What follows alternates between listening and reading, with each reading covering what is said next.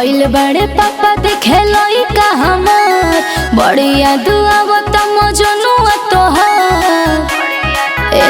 सुना भेजी द तू व्हाट्सएप फोटो के याद करब करके टोटो के पागल बंद प्यार के ताला अब टूट जाए लगल ससुरा चल जाए तोहरो चला बोले जब छूट जाए दिल तोहर टूट जाए तोहरो चला बोले जब छूट जाए दिल तोहर टूट जाए। सुनो रोई हमार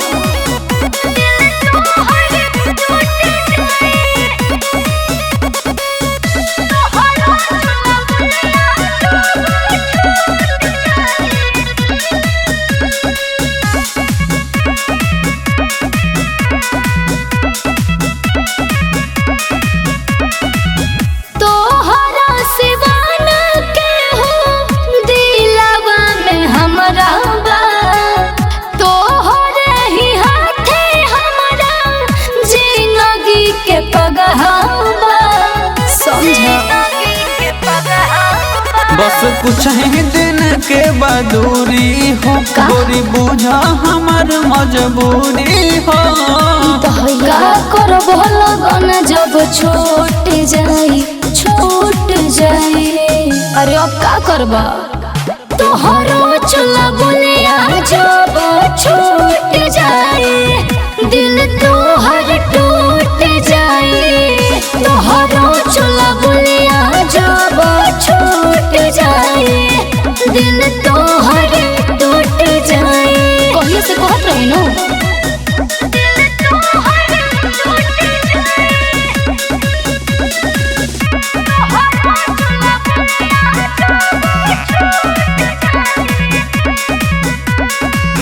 हमारे प्यार के चर्चा होता गौवा नगर में गड़ गइल बानी हम अवधेश के नजर में अब का करी कुछ नहीं के बुझा हमर गौवा समाज के गम नइखे तोहर लभर चंदन कोई से कम नइखे पागल ना बने के जब डोले घरवा से उठ जाए अरे कैसे रहबा हो